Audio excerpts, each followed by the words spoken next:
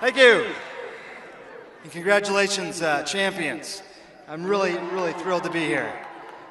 Thank you, President Coleman. Thank you, Regents, for this extraordinary honor. It's just a thrill to be in this place at this time. And I want to start off by telling you that simply being here is incredibly personal for me. You see, not only was the foundation for most of my life conceived in this town, I myself was likely conceived in this town. Best bet is the 17th floor of the University Towers, though no one is talking for sure, still even after 43 years. It's the most amazing story, though. My mom was driving through this town of Ann Arbor. It was the mid-1960s. She was a newcomer to this town and to this country. It was a test for her in many ways, and a test for the people of Ann Arbor as well. One young man in particular. My mom was just a passerby with no idea how much her life was about to change. Ann Arbor wasn't a city that she even knew. And almost by sheer cosmic will, her car breaks down. Now, let me paint you a picture. She is an immigrant from the other side of the world, undaunted, but also a little overwhelmed. There are no cell phones, no internet, no friends, and really no obvious options. Very little money and just a broken down car. She went to the closest phone booth, and decided to randomly call someone, an Indian person whose name began in the A's. Smart woman. I'm not certain how far through the phone book she would have actually gone, but turns out that was a moot point, because someone answered the phone after the first ring. Now, as it turns out, the person she was trying to call wasn't home, but his roommate, her future husband, my father, was. Now, I can only imagine how that conversation went. If there was ever a damsel in distress story, this was it. My dad, who graduated from the University of Michigan Engineering School in 1967, was perhaps the perfect person to help her. You see, he loved cars, and he loved the car that my mom was driving, a '63 Nova. But as we learned, he loved the woman driving it even more. It is personal for me to be here because my own parents met in this town, just a year or two older than you are now, wild-eyed with ambition and promise and impetuous in youth. Dreamers they were, as so many of you are now, in search of something they never believed they could have, but they still wanted it. Even today, in too many places around the world, there is too much persecution and prosecution. People don't dare dream of a free society, let alone a free education, free of rules and stipulations. People don't dare dream of the opportunity to learn simply for the sake of being a more engaged global citizen. In many places, people don't dare dream of living instead of just existing. My parents came here in search of a dream and have asked me to honor their dreams by simply doing my very best, never letting a day of my life go wasted, and waking up every morning with a sense of purpose. They taught me something else that I'd like to share with all of you. Lesson number 1, always respect your elders. There's no doubt that our parents seem to grow smarter as we grow older. But truth is, they also sacrifice an incredible amount to allow our lives to be what they are. And it is on their shoulders that we realize our greatest triumphs.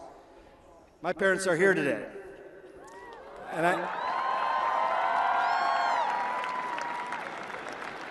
want to thank my parents, and I want to ask all of you to do the same. Thank your parents, your loved ones, your friends, your family, all the people that were here with you in many ways, worrying about you, worrying about your safety, worrying about your exams, maybe worrying about those tuition bills, worrying perhaps that you were homesick and that you missed them, while all the time they were missing you.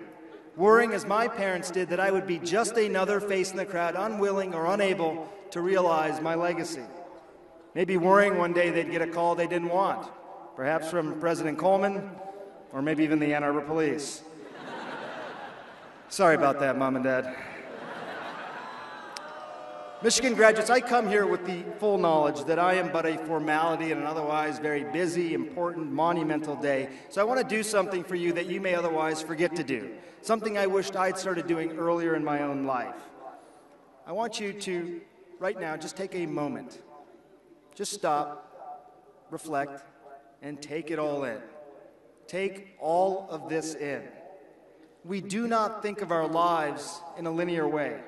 If I asked you to tell me about your days as a university student, it's unlikely you would start at the beginning and describe every moment all the way to the end.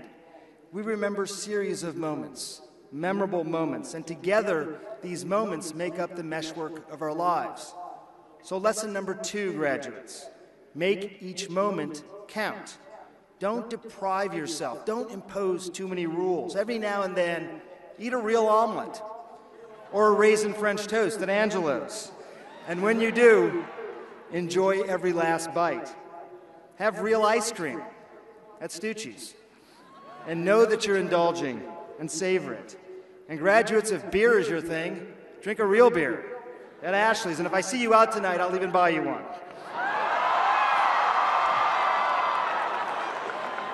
Recognize the moments, graduates, as they are happening and make them memorable. Make moments like this count. They make up the meshwork of your lives. I had a moment just a couple of weeks ago. I was driving around in my car with one of my daughters on a nice spring day. She was in the back seat in her booster chair, and I was watching her in the rearview mirror, imagining and wondering what life had in store for her. Suddenly, she picked up my stethoscope and she started playing with it. She's just 5 years old. I watched her closely, just very excited, as I thought this was the moment that she decided she wanted to be a doctor. I was going to describe this moment for years to come. She put the stethoscope in her ears and she started playing with it and slowly brought the little piece up to her mouth. And finally she said, "Welcome to McDonald's. Can I take your order?"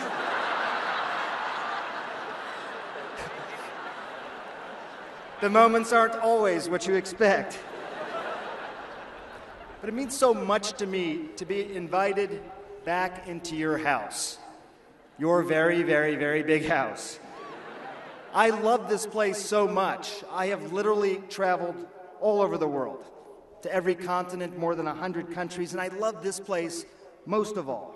I love walking around this campus. I love the architecture of the buildings. I love the old-growth trees. I love the restaurants and bars. I love the conversations taking place on campus corners every time you visit. I love the relationship between the University of Michigan and the city of Ann Arbor, and I love all of you.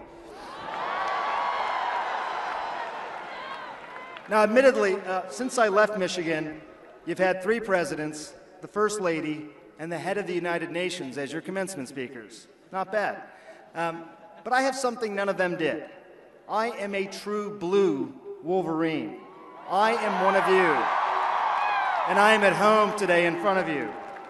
My understanding is there's about 50,000 of you out there, which is a bigger audience than we sometimes get on CNN. Seriously. Yeah. This really is my home, though, and it was here that I started to learn what other people have spoken about, the Michigan tradition. It was here that I learned what it means when we sing hail to the champions, when we sing hail to the leaders and best, and what it means to be a Wolverine. It's a Michigan tradition, not just of excellence in scholastic achievement, but excellence in life. It's a Michigan tradition to take risks and in the process blaze new trails. It's a Michigan tradition to always read the directions, but not always to follow them. It's to always prepare, but to sometimes throw that preparation in the trash and allow yourself to be surprised, honest, and genuine.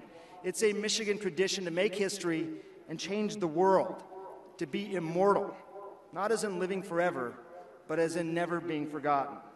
It's a Michigan tradition to, above all else, be a good and charitable citizen of the world who never gets ahead by pushing someone else down. Never, ever.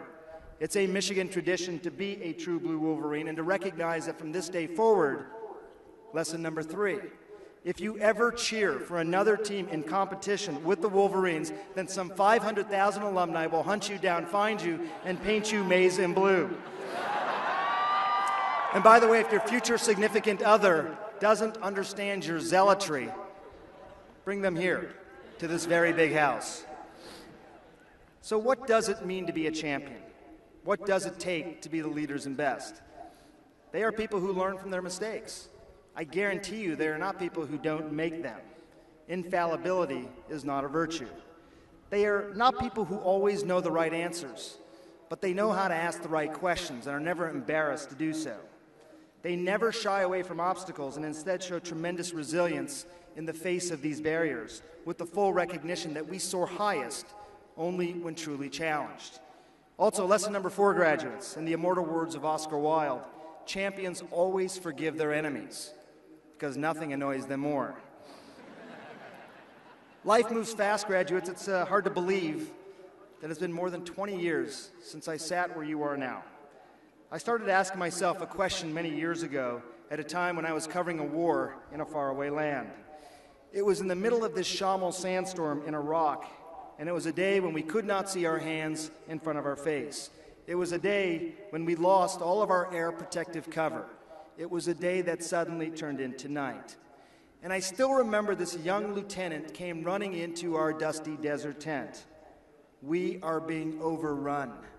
I still hear his voice in my head, and I still hear those shots that were so close. People started writing letters, they started writing notes, anything to be remembered in case they died. And I was told to do the same thing. Write the letter. Put it all down on paper. Make it count. So I ask you, graduates, right now, could you write the letter?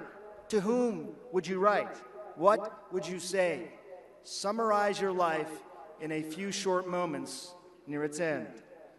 I don't know what you'd write, and maybe you've never thought 2 seconds about it. But lesson number 5, graduates, make sure you can write this sentence. I am who I always wanted to be. Today, you may be a little scared, and you may be kicking yourself for feeling that way. But don't. Truth is, I like to be scared, just a little bit. I've been shot at, I've been beaten, I've been starved, I've been humiliated. And all of that was just from my wife after our last boys' weekend away. My wife is here as well. She's the source of many of these lessons. No surprise, after all, I married a Wolverine.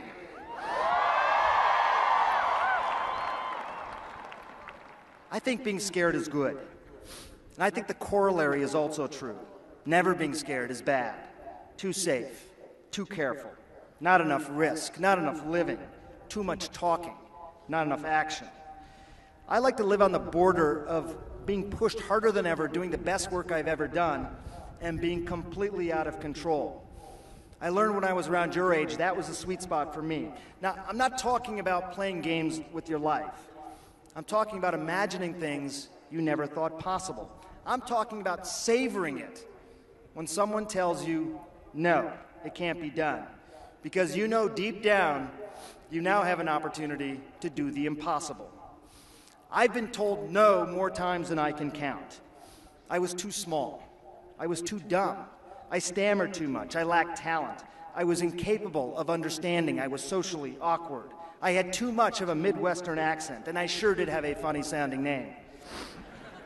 I spoke too slowly, I was told. After moving to the South, they told me I didn't speak slowly enough. And though I had a hard time seeing it, each time I was inspired a little bit more. Each time the accomplishment a little bit sweeter. Each time I turned no into yes, it made me feel like I'd lived a little bit more life than if I hadn't. So lesson number 6, graduates, do one thing every day that scares you. And in the process, become the action hero of your own life. There's something else that I've learned, graduates, as I've traveled the world. I've paid attention not only to the stories of people in distant lands, but also the laws that seem to govern our collective actions as human beings. And I know something now that I'd like to share with all of you, and that is that hopes and dreams and aspirations are evenly distributed throughout the entire world. Hopes, dreams, and aspirations. How else could you explain a young girl named Reshma? I interviewed her in a refugee camp in Pakistan after the floods. 20% of her homeland underwater, desperation running high, hardly any food, thick with misery and chaos.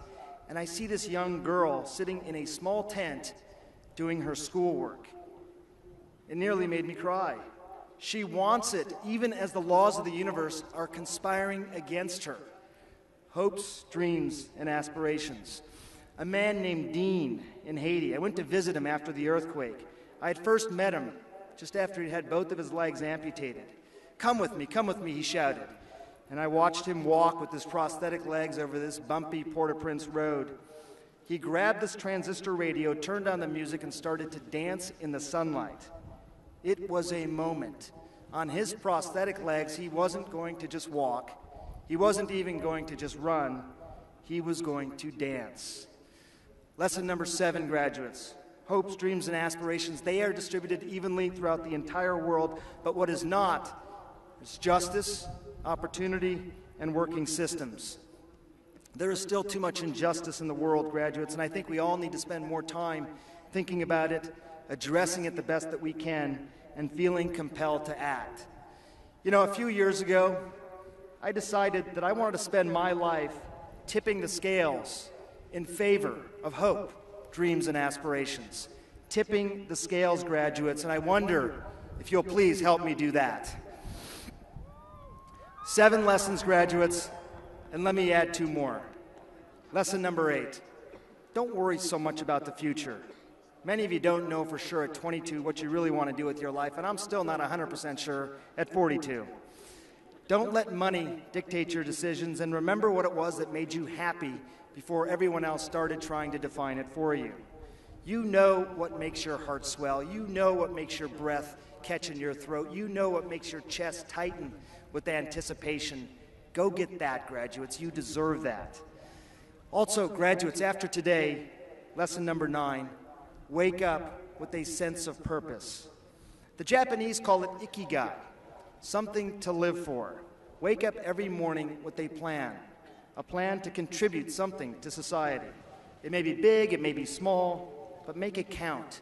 A plan to be a better person today, maybe a better son, a better daughter, a better spouse, perhaps better parent, to be better than you were yesterday.